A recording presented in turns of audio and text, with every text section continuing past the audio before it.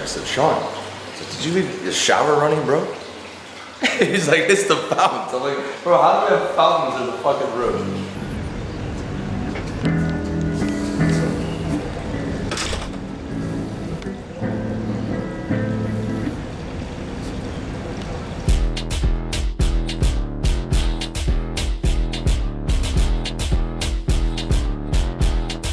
We got a little kids room here. Xbox, of course, is just a couple of big kids with a little bit of extra money. Then you get into the big entranceway, the big living room. We got this guy over here trenching it out. But this is closet here for all of Sean's guru clothes, his shorts and his Crocs, of course. We don't know what this is. I think it's a horse head. That's what I think it is. But it looks dope. Master's right here. You don't gotta walk all the way through. I got shit all over the place. Again, another little couch area over here. 2 TVs, because I don't know why you would need 2 TVs in the same room. But this is the dope part right here. Okay, 1 second. It's not outside. Little massage room. Come on, man. Like I said, I'm gonna try to put this to use today because I've been very stressed recently. Too much networking. And this is where we find my Croatian friend, Mr. Carlo. What up? He stays in the peasantry room here. Peasant room? And that's okay though. He's, you know. It's still a nice peasant room, but you know. The best part about the peasant room though is it's slightly above the other peasants. And so now you can stare down at the rest. We're just kidding. You know, we love everybody. We're just being assholes. But anyways, this is honestly something like, and just for everybody that's watching this, if you are watching this, like we never do this shit. Like we when we booked this, we immediately, you know how you have like buyer's remorse? It was buyer's remorse at 100x. But we worked really hard last year. We did a lot of grinding, as Carlos say, a lot of trenching, and to be able to do something like this is pretty cool. I'm very much like an experienced person. I don't really go too crazy on a lot of accessories. I don't even have a car. Like this could have been a car for a year. But it's great to be here with these 2 guys. And considering I met them on Upwork 5 years ago. So we were just here at an event for agency founders. Shout out to Eddie, love you Eddie. And we were staying at the hotel, and then we decided for the last 2 days, because this is kind of the back end of a massive trench. We were in Italy before this, just doing nothing but work and vision planning and business for the year. And then we figured we'd have a nice little stay for the last 2 days. You want to tell the viewers how much it was actually for this place? It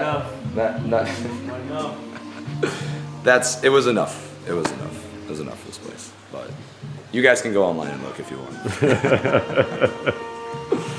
So shall we see the outside world then? I think we shall see the outside, because the outside is honestly the best part. This for us was probably what did it. When we were like checking all the rooms, and then we saw the hot tub with this view. You know, it's a little cloudy day here in Dubai, but you come up here, man, and we were in the hot tub last night, and it was so cool. You get the Dubai city, we got water, pool, basically the whole length of the palm, which is insane. And we literally didn't know this, but we thought it was just this. You walk this way, and this thing is ridiculous, man. Like, look how much patio space this is. Like, you could literally have a party with like 100 people here if you wanted to, except for it's just 3 idiots that work all day long. But look at this, man. Like, it's like wrap-around views. You got the new Atlantis. See, hopefully this time next year we're staying over there instead. That's how you know we hit our goals. Well, you're from Dubai, bro. What do you think about this view? This is pretty peak, man. It doesn't get much better than this, to be fair. This is peak. This is pretty peak, man. This room has a 24/7 butler. Did you get brought up by the butler? I did get brought up by the butler. I was like, what is going on? Literally, I had, and shout out to Iman, but Iman dropped off some gifts, and he's like, hey, I'm going to send my driver, because he's not in Dubai right now, so I'm going to send my driver over. And I was saying to Sean, I was like, bro, this is crazy, because I first joined Iman's program. That's how I got into this whole thing, like five years ago now. And I was like, bro, Sean, I never thought I'd see the day where I was like, Iman's driver just dropped off some gifts to my butler at the hotel. I was like, this is ridiculous. I don't know how we got here, but we're here. But yeah, they got a butler. So and even me, because I'm US Canadian guy, I'm an idiot. I had no charger, so I woke up, my phone was dead. But we just texted the butler, brought up all the connectors. She actually texted me. She's like, "Do you want some breakfast tomorrow?" It's crazy. And like honestly, I will say like we don't do this all the time, but it is motivation. I think considering that there's people that come here and like they just expect this like that. They're like, "What do you mean we don't have a butler?" So it's another level of motivation being out here, and especially in Dubai. Like there's a lot of places that obviously have a lot of ballers and a lot of people like doing well, but every single time, this is my second time in Dubai now. Every single time I come out here, I'm like, man, this place is just another level. Yeah, did you see the little handles, the little starfish? He likes the starfish handles on the sink. They're nice. They all fall. Out of all things, you can be impressed by. What starfish are you talking about? You just see the starfish? No, which ones? Oh, no. Look, it's right here. Look at this. Tell me that's not sick, man. Oh, damn. You gotta go though. It's lunchtime. Lunchtime? Gordon's waiting. Gordon's eating.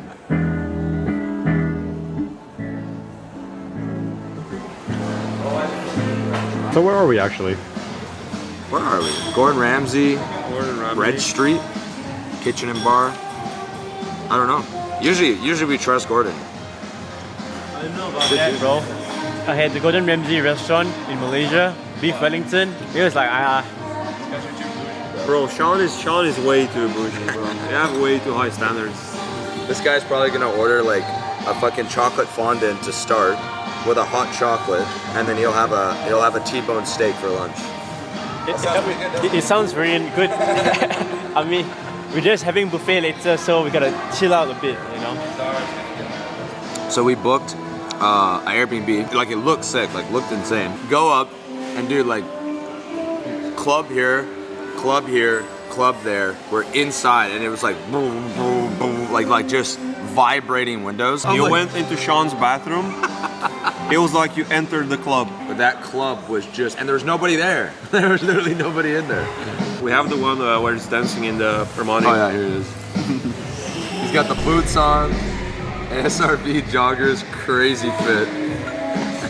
Oh, Sean, you have a very unique style, my friend. It's not about style, it's about optimization. It's about efficiency. Look at me now. What am I getting? I got the shorts on, I got Crocs on too. Full ventilation. I walk around these places, everything is aired and nice. See? They ain't thinking like me. What's your idea behind these fits? Because a lot of people, they look at your fits and they're inspired by your body. They're not thinking about max efficiency. Think about the ventilation I get. I can wear the same fit to the gym, to here. If you're rich enough, you can wear this to meetings too. You're just gonna make more money. To wear one fit for everything. Has that been a goal for you, to be rich enough to wear one fit and not care about it? So I went to this fancy dinner once, right? And they wouldn't let me in because I wasn't like in a suit and stuff. And then this old dude pulls up. He just like polo tee, shorts and flip-flops. They let him in. I was like, yo, you just gotta be rich enough. That's the solution for everything. Bro, he valets this car. This is his car.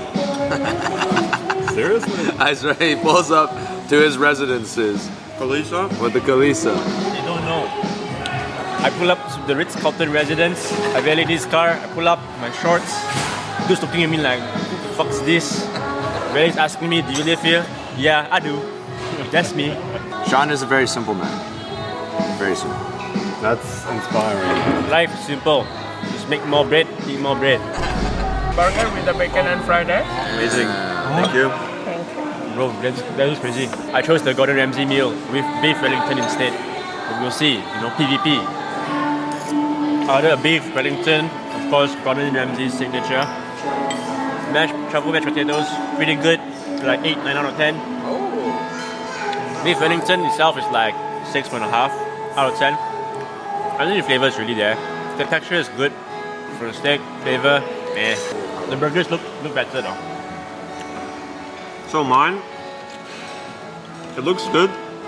Like the only thing that kind of bothers me is like this here is too thin. I don't know, it's missing some texture. He doesn't know. Nah, it's too thin. And then I got bacon and egg inside, and I think I overdid it. Cause like I'm struggling right now. I'm trenching. 7.5 out of 10. I know burgers, bro. Alright. I've been eating burgers. So what he said Rookie mistake. You add too much to a burger. Burgers are simple. Have to keep them simple, okay? So for me, 3 non-negotiables on a burger. The burger. Rookie mistake again. Number 2 rookie mistake. This is a Martin's potato roll. The peak of burger buns. But when you put a pound of shit on your burger, that is what happens. 3rd rookie mistake, okay? Now, for this burger, I'll be honest. I've learned this takes time. You gotta eat a lot of burgers. Listen, man, I've had a lot of burgers. Lettuce, not really like, it can stay off the burger. Another thing. No, I don't know about that. I don't know about that. No, like if you're gonna pick between rabbit food, you keep the burger, you keep the lettuce, right? Thank you. But one thing that I'm telling you people don't realize is the tomato. It should be off the burger. I didn't even see it on the burger, bro. I'm not gonna lie, tomatoes off the burger. If your tomatoes on the burger, you don't understand, okay? But nicely thin pickle. But the beef here, and this is what's nice about not being America. In America, they serve this shit raw. It's still mooing. They serve it that raw. But cheese is good. Potato bun's good.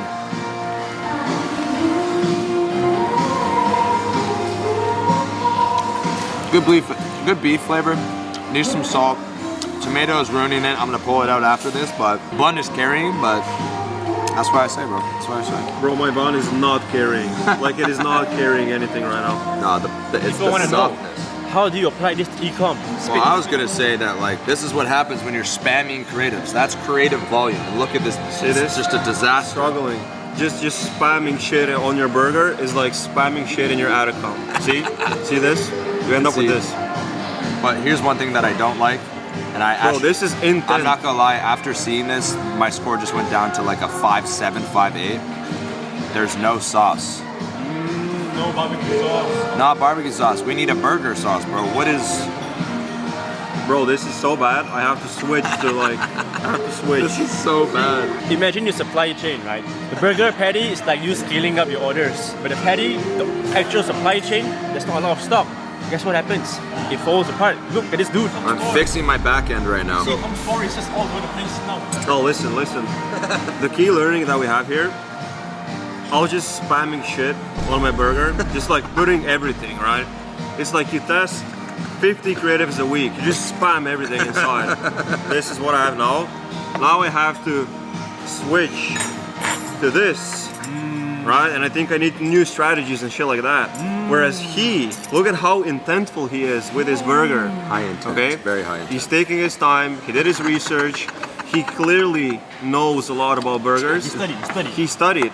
He only put like a few pieces, right? And that's why it's so good. Intent. Okay, now, how does it taste now? Is it better? Bro, just with sauce, now we're in like 7 territory. His hit rate went up. Now we're 7-1. His hit rate went up.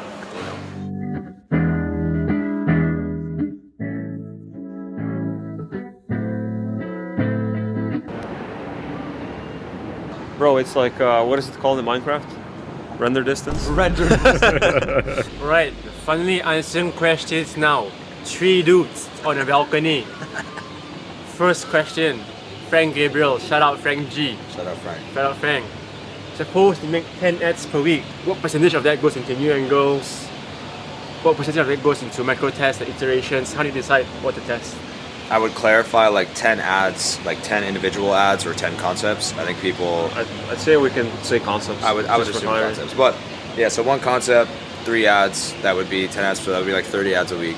I would say percentage of new angles, it really depends. We talk about this a lot in Evolve, and we get this question a lot. But it's kind of like a sliding scale, and I'll kind of riff and then I'll let Carlo go. But it depends on where you're at. Like, so if you are scaling, you got momentum, you've unlocked an angle that's working really well, that kind of percentage of, say you have 100%, the percentage of new angles versus iterations or existing angles will shift. So say you find a winning ad, you probably want to shift more towards like iterations. So say iterations and existing angles are over here, you want to shift more towards that. So maybe you're doing like 60% iteration, 70% iteration because you've got momentum, you've got something that's working.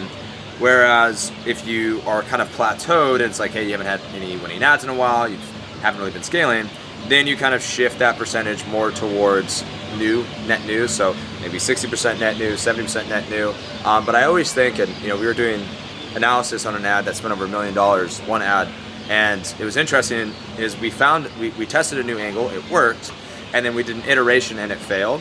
But then the second iteration that we did is actually what worked. So also iterating on losing ads, not always winning ads, but also the losing ones.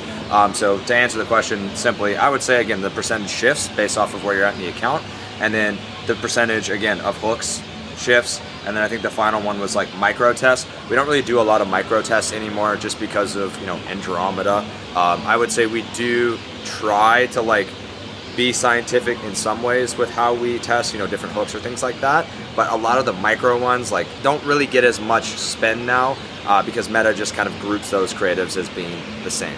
So yeah, I mean, pretty much covered it all. To kind of summarize it, if you have something working in the account, you should definitely be iterating on that and doubling down on that.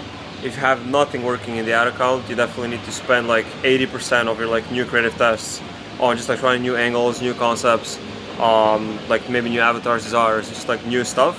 So for us, we have, when we do iterations, we have like a list of things of previous iterations that we did. So for example, you can do an iteration, if you find a winner, one iteration that you can do is just use a hook that's currently winning in the ad account. That's one iteration. Then you have second iteration is do a valence and intensity test, shout out Sarah. Or you could do third iteration, which is test like the longer problem section. And you can just like test these iterations that are kind of standard and that you can always do. We actually have a list of them, like we call it the iteration playbook. If you want to, know more about that, evolve. But we have like those standard iterations that we do. That's like, I would say around like 7 or 8 that we do. So like when you hit a winner, you can do them right away without like doing anything. And then on the ads as a team, and we kind of come up with net new concepts based on those learnings. So those are also iterations, but like sometimes we just kind of see an ad and we just kind of bounce a lot of ideas off of each other, and that's how we come up with a new idea. So like that's not like directly an iteration, but it's still kind of a new concept that came from a learning that we did on the previous winning ad or losing ad. Next question we're going to got Rati. I won't expose his real name, of course. This guy is involved too, but he's not in Apex. That's why he asked this question. What's the creative team structure and creative system process steps? I think, again, these are all like context dependent. I love short questions, but context dependent. Creative team structure, if you're just starting out, you and a video editor. Even then, we've seen video editor and one founder that's like obviously copywriting, doing creative strategy, scale to 100K a day. Like, it's possible. Ecom has a lot of leverage. That's why it's one of my favorite business models. But at our scale, with like us pumping out, or even Frank's, 10 concepts a week, 10 plus concepts a week, creative strategist, some kind of like senior creative strategist that like is doing a lot of ideation. That's kind of what they own, and they also understand the whole process. Copywriter, doing all the scripts, working with a creative strategy, also coming up with ideas. And then usually 1 to 2 video editors, and then a graphic designer could get you that kind of output. At our current scale right now, we have around 4 video editors and 2 graphic designers, so we've added more to our department to be able to like go deeper. We do a lot with our editors, and that's like, to answer this point even better, it's about how good the people are on your creative team, not like the structure or the actual, how many people you have. I would rather take 3 absolute killers than 10 just mediocre people. Because again, intent right now on Meta is what's really winning. So that's kind of the structure that I would follow, and that's kind of the structure that we follow. Again, video editors report to our senior video editor. Our copywriter obviously manages the editors on bringing the scripts to life, and then the creative strategist or the growth strategist just oversees the entire operation.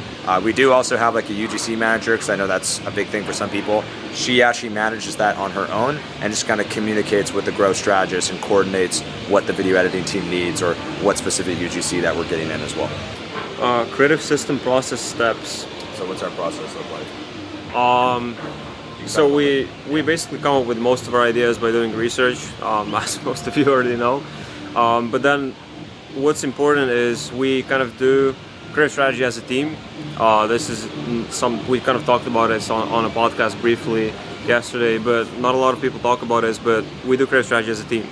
So instead of having just one creative strategist and rely on just that one person to come up with ideas, everyone on our team is dialed, and everyone on our team like is very knowledgeable for a brand that we work with, right? and they have pretty decent understanding of creative strategy. What this allows is whenever someone has time during the week, they can come up with that ideas, they can do research.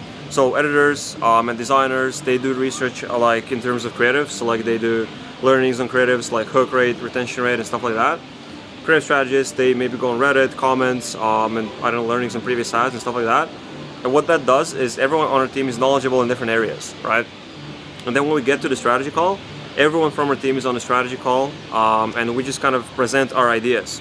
So our copywriter, she has an idea, she has to pitch it to the entire team, and then if the entire team has conviction, oh shit, this is a good idea, right? Then we know this is probably like a high intent idea because everyone on the team did research the previous week. And that's how we kind of choose ideas and like which ideas to prioritize. When we choose ideas to work on, our creative strategist and copywriter, they then go and do even more research on that idea, right? So like they just go to Claude and they just kind of yap with Claude and do their in-depth research before writing the script, and then they probably even do more research when writing the script, right?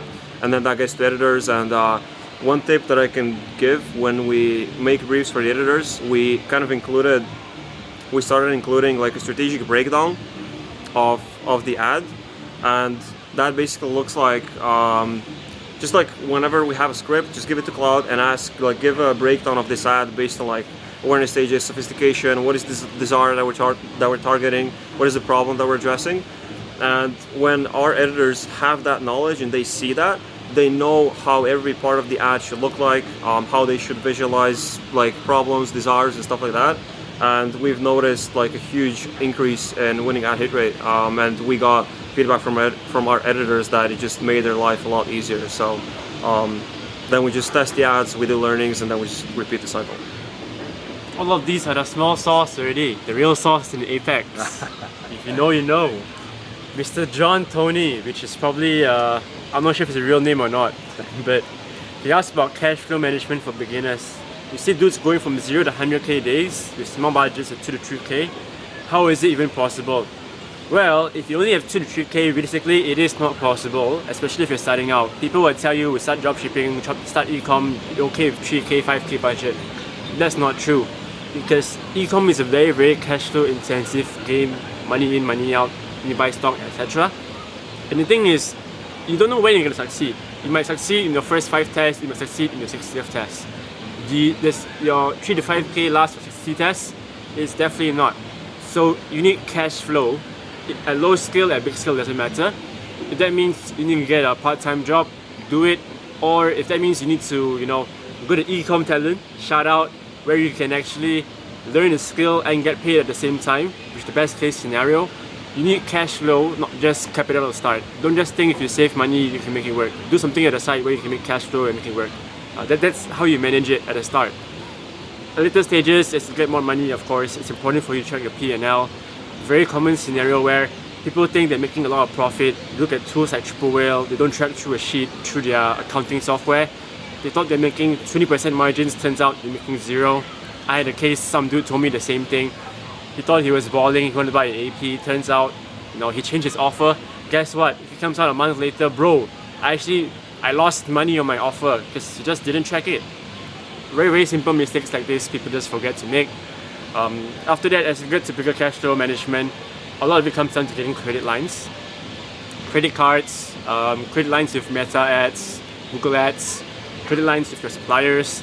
Credit lines just meaning maybe you can spend $1 million or for your stock, you only pay it after a set amount of period, 1 month, 2 months.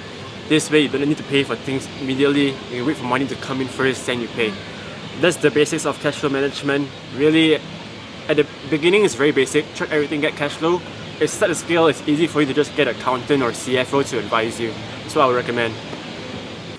Alright, so shout out to Oliver. He said, for us peasants who absolutely suck balls at Ecom, what should we focus on to consistently take a new store from $0 to $100 a day? Sean said, I got you, but do you want to answer that first? I mean, what do you focus on in beginning stages? Just acquiring skills, man. Most of you guys I mean, what does it take to get an e-com store from 0 to 100K? Not 100K, sorry, $100 a day. It's just learning how to do the skills, right? You start off, you're going to YouTube, you learn how to run Facebook ads, how to set up your store. If you just do enough of it, you can get a store to succeed. But the smarter option, of course, is to, if you can work under someone who's already successful, you learn more in-depth what actually it takes, what actually goes on. You get to get paid to learn, which is the best case scenario. Things like ecom talent, you learn the skill, you get paid while practicing it is the most ideal situation. After that, you can just do it yourself already. I think, I mean, even then, if you're asking like, how can I get to $100 a day, I would say like your vision for ecom is way too small, but obviously understand like you're just wanting to make some money. So if you're just trying to make $3,000 a day or $3,000 a month on your store, like just get a job, like go get a job. No, seriously, I'm not trying to like sound like an asshole, but it's like, go get a job and you can make $3,000 in profit. You know what I mean? Like, so you just got to learn a skill. So how do you get a job? You got to become valuable, learn a skill, pick anything. You know, obviously we do video editing through Ecom Talent, but video editing is a great one to get into. Graphic design, easy one to get into. Even just media buying, like learn how to media buy. Binge watch a bunch of different videos on media buying, even though media buying will probably be automated in the next year. It already kind of is, to be honest, but like just learn something. Just creative strategy, just be valuable. I'd say creative strategy then is a little bit like maybe too like next step for someone, but still. You start as a creative, so you start as an editor, as a designer. Yep. Then you gradually move into creative strategy. You become more valuable. You do skill stacking, and you just find a job for an ecom brand. Like in an ecom brand, you learn from them. You see like what systems they use, how do they do stuff, how do they approach things, how do they scale, how do they make decisions, and you just kind of learn and develop through that. And you know, I think that is probably like the easiest and the fastest way to get in the ecom game if you have zero experience right now. We've got team building. Team building? Crazy. I don't even know. That was just a statement. That wasn't even a question. Hikmat Sharifi, sick name, said, how do you go about writing your hypothesis for new batches? What are you actually testing within your ads? I think we can talk about memo process if you want. Yeah. For new batches? Yeah. So we kind of, this is something we'll implement now. This is something we use to basically plan our entire year in like the next couple of years. We were in Italy for the last 20 days. We're 20 days together now, yeah? Yeah. And we use this process to basically plan our vision, what we want to do. And we'll implement that for our creative strategy as well. And basically it's called the memo process. So for every single idea or every single decision that you want to make, you write a memo. And the framework for that memo is, what do you want to do? Why do you want to do it? How do you want to do it? And then what do you need to do now to kind of execute that idea? And so hopefully that's kind of self-explanatory. Be like, what is the idea that you have? Why do you want to do that idea? That is your hypothesis basically. So like, why do you think that could do well? How do you want to execute it? Is the video, is it a static? How is that going to look like? And then I think it's why now, right? So like, why do you want to do it now? Like, is there maybe some kind of seasonality? Is there some kind of trend happening? But that's kind of the framework. I'm not sure if you want to add anything. Yeah, no, that's it. I mean, like the final part said, what are you actually testing within your ads? And it's like a bunch of different things. It really depends. Like I have this defined even in Origins. It says like, what is the concept? Like the concept is just like what you want to test. It's like your hypothesis. So you could be testing an iteration of a existing ad. That's your concept. You could be testing a specific angle, like, oh, I want to test this specific angle about, how people who, especially if we're getting into like the avatar training, but like people who have, had a specific experience and now, need more support in this area or something like that. Or they have a specific behavior, like they always brush their teeth, I don't know, in the shower. Like I'm one of those people, which is weird, but it's like, that's, it's time efficiency. It's like, that's like the angle. Like we want to go after people who are doing that because, hey, it's like, you should actually use a water flosser instead if you're going to like do that. Anyway, so it's like, you could be testing a bunch of like anything. And so it's like, whatever we're testing within our ads is usually always backed by something, like again, some kind of research, some kind of like data point. And we are testing up, even then, like sometimes our tests are as simple as like, we want to take this concept, that's an image ad, and turn it into a video so we can provide more context. Like that can also be a concept. So you can literally test anything in your concept. What I would say is like angles, so guys who brush teeth in the shower is like a more effective thing to start testing first rather than like, oh, I want to test a video. There's not a lot of thought process in that. So use your research to ideally come up with angles that you want to test focus on that. But again, you can test anything within your ads. All right, we got more beginner, got banned after aggressive scale. Content is useful, but the jump to 100 really comes from new tactics. You know what we should answer? We What? should teach people how to ask good questions. It actually is an important skill, because a lot of you guys don't know what to ask, which means you won't ever get the answers you want. And if you don't know how to ask yourself good questions, you never get the outcomes or breakthroughs that you need as well. I have a student of mine who is really, really good at asking questions, to the point where if I just have one conversation with him, it will drag on, because he asks questions that it gets you very excited and things that you want to answer about. Turns out 1 year later, he went from, I think 1.5 years, he went from doing 0 to like 10 mil plus a month now. Very, very smart guy. He used to be a rocket engineer, side story. But the point of it is that when you ask questions to people, don't just ask just to ask. You've got to ask questions that you actually think through first. If you ask me, okay, how do I go about product testing? Think to yourself first. If I were to do it myself, if he didn't answer it for me, how would I do it? Then you think through each scenario, right? What would it be like? So when you actually ask the person, it's not like it's just brain dead. Ask the person as if you've already done the work. You're just like a beginner. You've actually put in the work yourself already, but you're just confused about certain aspects.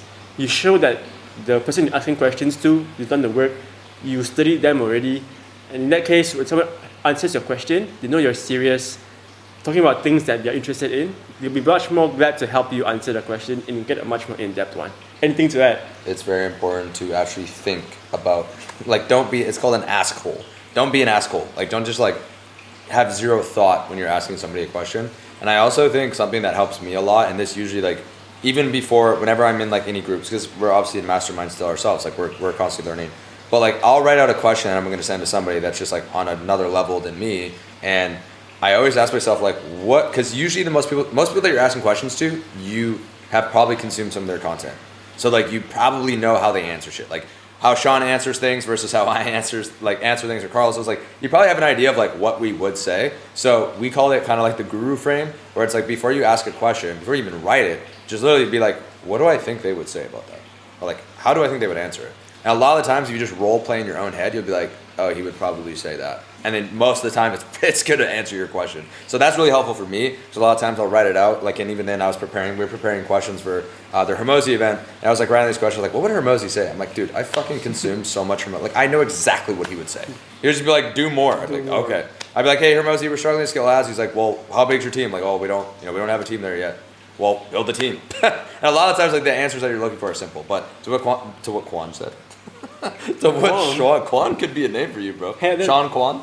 They're racist. What Sean said about really thinking through your question and respecting the person, I think is kind of covered it all. Well, this is a good one, Carlo. So shout out to Mario. He said thoughts on AI UGC/AI ads in general. Do you think we are heading to a place where volume will beat intent just because AI is getting so good? Also, do you think that AI can fully replace human copy or research anytime soon? So he asked if volume will be intent. So first question was thoughts on AI UGC/AI ads in general. So there's actually a post on my Twitter profile. You can go look it up. Posted it maybe a month and a half ago, and it's a quote tweet on a paper that was written by head of Instagram, and it was saying how they will be pivoting into pushing more ugly content, and favoring ugly content with the algorithm, just because it's authentic and it it's made by people. And they even mentioned that they might flag AI generated content. So if your ads are fully AI generated and Meta decides to roll out a feature overnight that your ads are AI generated, they get a tag, and your audience doesn't like that, you're cooked, right? And you only have AI content. Now again, it all depends on what your audience likes to consume. So again, we don't know yet because it's still so fresh, it's still so new. But for example, maybe boomers will actually enjoy consuming AI generated content. We don't know yet, we have to test. Maybe it's going to be the opposite. Maybe Gen Z will kind of prefer AI content. We don't know. So it'll all come down to your audience. But my point is, don't over leverage on one content type. You should definitely test AI stuff. You should definitely test like UGC stuff from like real people. High production stuff. You should have like a mix of everything, and then based on what your audience prefers and what they like and what converts the best, that's what you kind of lean into. Yeah, I have a lot of thoughts on AI UGC in general. We actually just at the event too. Shout out to Alicia. She did a really cool presentation today that kind of like opened up. Like I think there are right, or at least I used to think there are right and wrong ways to use like AI UGC or AI ads in general. I think if I'm to try to bucket it, like right way to use AI UGC, so like we're talking about AI avatars, so like making an AI avatar, is more to do like narration. So like storytelling, something else. So the way that Alicia actually mentioned it is like, you know, cropped a little AI avatar in the bottom right hand corner and be like, here's this story about, you know, how Carlo went from video editor in Croatia living in a village to Grand Atlantis. Wow, amazing. But like, you know, telling, like narrating a real story. I think that's really cool. I also think that using AI avatars in a way where it's like, again, it's kind of fun. Like, and he kind of does it in a way where it's like, well, I guess that wouldn't really be an avatar, but he just makes like AI specific content. Like on his Twitter as well, there's like this Zach D Films kind of style ad that we did. That was super interesting. So like, we would say, this is away from avatars, but we would say like, use AI to make ads that you can only make with AI, which are really cool. Like, you know, what would take a animation studio or like this crazy design studio, you know, months to make, you know, we can generate in a couple of days with the right tools. And so, but going back to AI avatars, I think the wrong way to use them is to portray them as like a real person. Like, oh, I had this experience with this product and I felt this way and I felt that. It's like, it's an AI avatar. Like, I think that is, and there's people doing it and it does work, but I'm just not really the biggest fan of it. What I will say though is that I think the difference between an AI, and this is where I'm changing a little bit, the difference between an AI avatar saying that and then a person who like didn't even try the product also saying that, like, because like real people UGC can be just as fake as like an AI avatar. So I think like the moral of the story, like it's not that I don't like AI avatars, what I don't like is fakeness. And so I think if you are telling a real story with an AI avatar that's not about an AI avatar, I think that's fine. But if you're trying to make an AI avatar act like they're this authority or like they're this, you know, person that tried the product when it's like, it's not even real, I think that's just where I start to have an issue with it. But again, people have been faking UGC before AI avatars were even a thing. So a long ramble and a long rant way to say, like, I think you can use AI like anything, AI avatars in a right way to kind of tell other people's stories, and you can use AI ads in general to like create cool ads. Like we saw this ad the other day where it was like this app that visualizes these stories with AI, right? Like imagine rather than reading a book, it's like, you know, you could just take the book, give it to an AI and generate it as a movie. Like I think that is so sick, and I think when we can use AI to visualize things that we wouldn't traditionally be able to visualize, I think that's super cool. And I think you'll start to see that in a lot of people's content. So I think we always try to use a mix, even when we generate clips and stuff like that for our brands. We will use a mix of like real content, AI content, and we just kind of use AI to fill in the gaps, really. AI?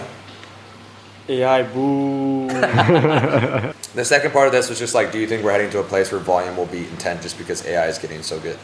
I definitely think ads will get easier to make. It'll like get way easier to make a lot more ads in less time.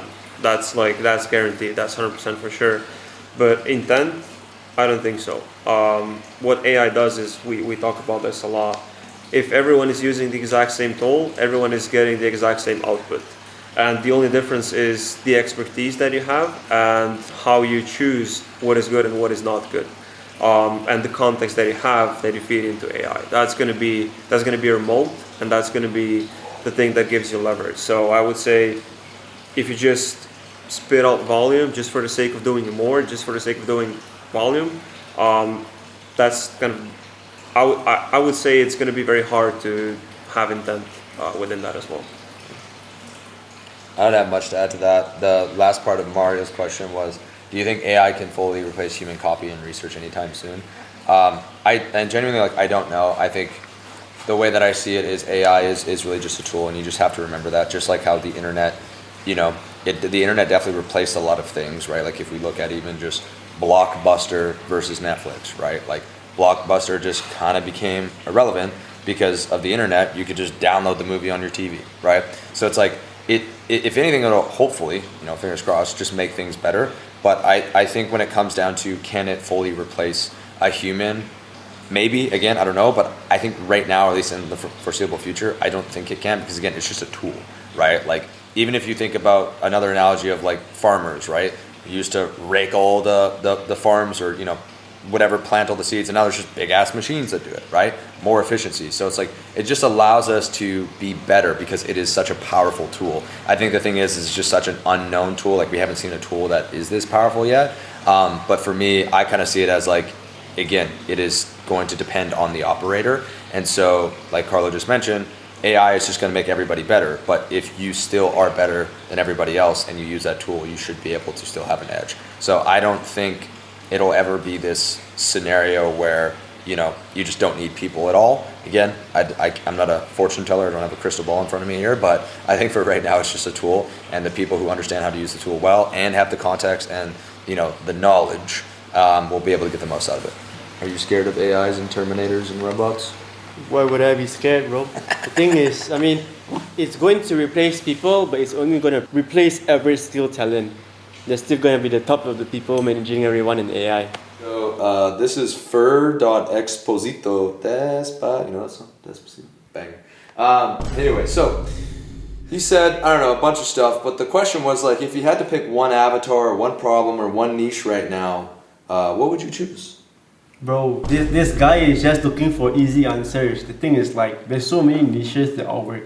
If you ask me, I see in Evolve, there's dudes doing 10 million a month in, like, some of them sell to old women, some of them sell to like party people. There's all different niches, man. I don't think it really matters if you ask me.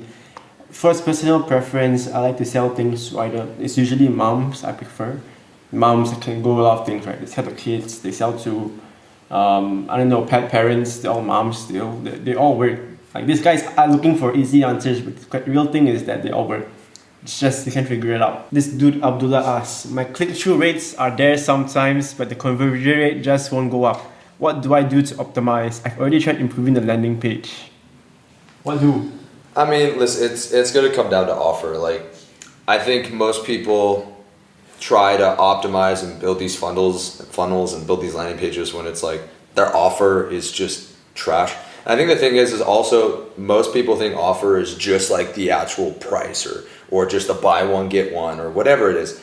Offer is so much more than that. Like, you have to understand what people actually care about, and this is where, again, Mr. Hermosi always talks about the value equation, where it's like perceived likelihood of achievement. You've got obviously the dream outcome; those two are on top, and then you have time delay, basically how long it takes, and then effort and sacrifice. So it's like basically effort and sacrifice and time. You want them as low as possible, and perceived likelihood and dream outcome as high as possible. And so my point with this is like when you are optimizing your pages and most importantly optimizing your offer, because that's what we're talking about here, try to think like, how can I make this offer require less effort, require less sacrifice? Like, you'll see, for example, AG1 does this probably the best, where it's like you go to their store and it's like you don't even have to think. It's like you just buy this one thing, that's it. There's one way to buy it. It's so simple. It's like you drink it once a day, right? Low effort. And then if you actually want to see another level of this, gruns, actually, all they did was look at effort and they just made it require less effort. So now you just eat a gummy rather than drinking it. But my point is like, think about just your offer in general, how you're packaging it and how you're positioning it to someone and how you're actually helping them understand like, okay, this is going to happen fast. This is going to require less effort. And again, the perceived likelihood is extremely high. And so try to think about how you can bundle that into your offer itself with complementary products or just with proper copywriting and messaging. And I would say the number one thing that people get wrong is when they optimize their page, they add a timer, like countdown. They add, somebody told me to say limited stock left. Oh, that should make my conversion rate double. It's like a lot of those little things, like sure, can they have an impact? Yeah, but it's like what you're actually saying is what matters. And most of you guys will copy some other person's landing page. You'll give it to Claude and be like, I'm cooking.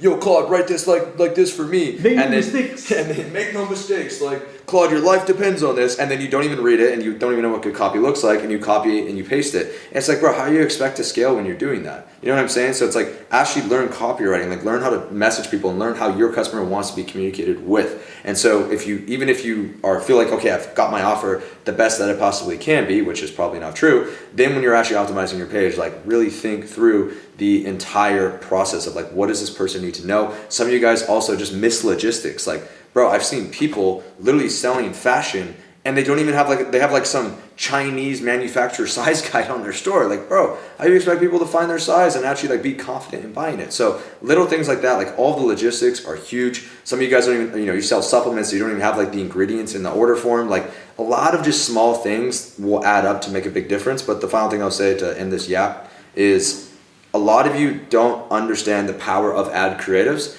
and what that does to somebody going to your site. Some of you guys run these image ads where it's like, click to learn how you can lose 1,000 pounds, and it's just like you literally go to this, and it's like, bro, like you can't, like you're setting yourself up for failure, right? Or again, even a lot of you will just do like, Sean right now, like this would be a hook where it's like, want to scale your ecom brand? It's like, that could get someone's attention, but then if the rest of the ad is like, you need to properly think through like what you're saying to that person to set them up so that way when they go to the website, they have so much more intent, because your ad also can massively increase conversion rate. That's why we always preach about ad creatives, because ad creatives can lower your click-through rate, they can increase your click-through rate, lower your CPMs, they can increase your conversion rate, and if you do it good enough, can actually increase your average order value as well. So it is the only thing in your ad account, and for those of you that don't know, those 4 metrics are what actually increase your ROAS. And so if you want to actually have the highest chance of increasing your ROAS, you have to focus on ad creatives, because landing pages, they can't really do anything to your CTR. In fact, they can't do anything. And most of the time, they can't do anything to your CPMs. So you're only focused on 2 of the 4 metrics, where again, ads can do it all. So I honestly feel like for most people, if you're struggling to convert, it's probably an ad issue. Ecom Bra asks, I got banned after aggressive scale month on Shopify payments. How do you recover from this? I can overcome this. I see 1 million months happening. A lot of you guys are in the same shoes. You guys constantly get banned on Shopify payments. You look for solutions for it, when the real solution is to build the real business. Like Spencer said, this dude's doing fashion. Size charts not even in place, customers unhappy, what happens? Refunds, chargebacks, you guys shut down again. What if you actually took the time to improve your product, improve your customer experience? Spend the money to customize your product, or that might mean getting stock locally so shipments are faster. When Shopify payments ask you, hey, show me proof that you actually have it, you can show them the real proof. Customers are happy, chargeback rates are low, refund rates are low. Guess what? If you get a hold, you get it back easily, and you won't have much issues. A lot of these people just ask because they still drop shipping, they don't really care about the product experience. That's what happens. If you build a real business, you won't ever have any design issues, you can scale. Although, it might take more effort to do it, more cash. Long term, it's just less headaches to deal with. Simple. So build a real business. Build the real business. Well, in a bathtub. This is a crazy take, right? Bro, if you think about it, if you build a real business like this, imagine your business like Evolve is 50% word of mouth. I can sit here in the bathtub and the business still grows. Whereas you guys gotta keep making new ads. Bro, that's not a business. You're running a marketing agency. Damn. Real. Anyways, can you join me? Your supplier is molesting your stock. Oh, this is POV. You own a 1 mil a day brand. Yeah. POV. You discovered the Ching Chong scaling method.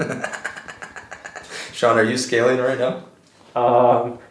I don't know, but I'm getting more rice. So how do I scale my ecom brand while getting a massage?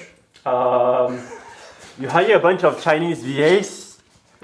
Ask them, do this, make no mistakes. Make mistakes, no rice for you. Yeah, that's pretty much it. That's it? That's the secret?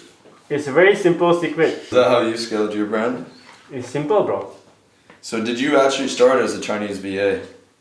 I didn't start as a Chinese VA. I started as a white man's VA. He came to me, of course. I learned from him. I learned from the best. You go to someone and then you underpay them. Now we apply the same frameworks to all our hires. Some people, they get a ton of money. We underpay them, we overwork them. You know how they say, 997 in China. 9 a.m., 9 p.m., 6 days a week. Of course, but we need to go beyond that. You gotta tell them to keep going. So it's not 996 anymore. It's 12, 12, 7. 12 a.m., 12 p.m., 12 a.m., 7 days a week. You can go to a KTV, go to Chinatown in Chinese restaurants. In fact, if you're really smart about it, you can create your own talent pool. You go to these Chinese restaurants, you see the kid at the cash register, give them flyers, tell them how much they're gonna make. Instead of working at a shop factory, they can work for you instead. They might make $1 an hour extra. That's pretty good. So there's no age limit on how old they have to be to hire? Like they say, right? Digital business, there's no limits. We don't discriminate.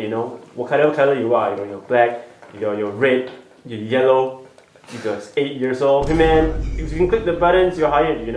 So In fact, I'm actually empowering the young generation. I'm giving them opportunities they never had. Actually, I'm doing a good deed. So what would you say is like a good median age to have at a company? 8 years old. If they can read and write and click buttons, imagine if you had kids that young clicking buttons for you. What's your ideal target margin? Ideal target margin? Well, ideally, I pay the kids 1%. That's on a good day. 1% of what? Margin. Total across all your employees. What do you think? It's a charity? It's business, fam. So you pay them about how many employees until you have to maybe increase the percentage? Why would you increase the percentage? But how do they become financially free? What do you mean financially free? They get rice. That's all they need, just rice? What else do you need? No laughing. Back to work. So you just 1%. The more work they do, the less they make, but they always get rice. See, always welfare. Think about the ancestors. They had to trench through the wars, no rice in the paddy fields, hiding from those soldiers. I'm giving them a good life here, okay? No rice at all. Hey, look at Bill Gates. This dude is rich ass motherfucker. He has billions, but he ain't feeding the kids like I am. I'm empowering the kids. Elon Musk ain't on my level. Bro, I'm a philanthropist. So Iman came to do a meet and greet at AF agency founders. Again, shout out to Eddie. See Carlo, nice fit. I got some nice joggers on and whatnot, and then there's Sean. The max ventilation.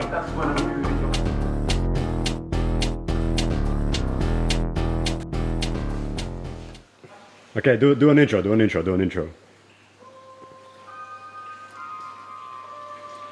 Ladies and gentlemen, coming all the way from Canada, Mr.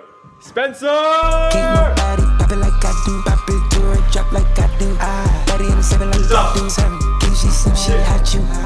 around the ring, you gotta jump up here, but you know what I'm saying? One of these.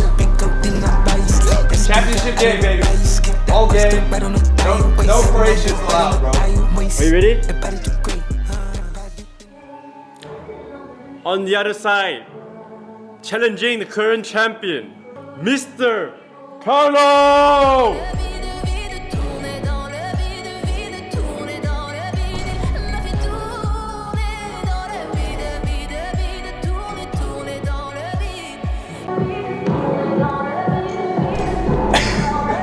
So he won the first one, I won the next one.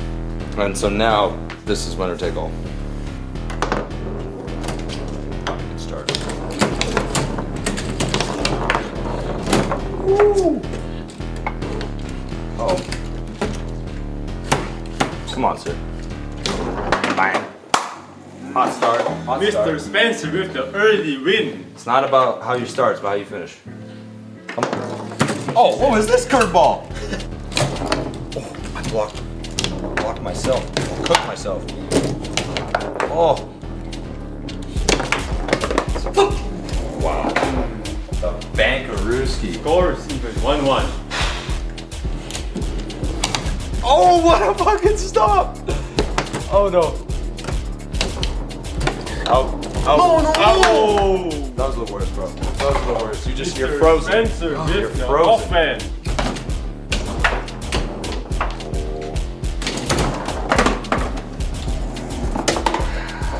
Two. Just can't happen.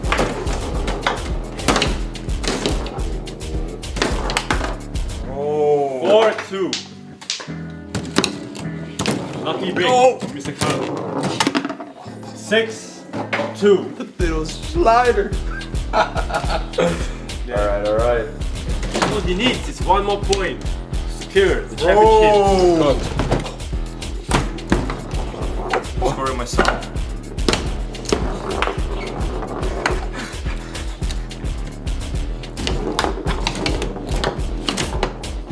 my god. Whoa. Hugs are deep right now. Hugs are deep right now. Come on.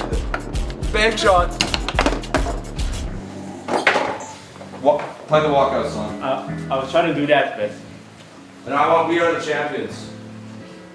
We are the champions, my friend. Where are we now?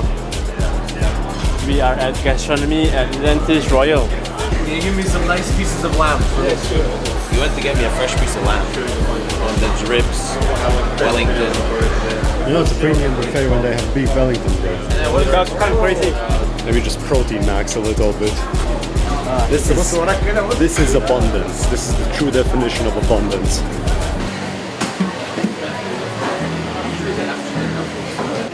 Ni hao.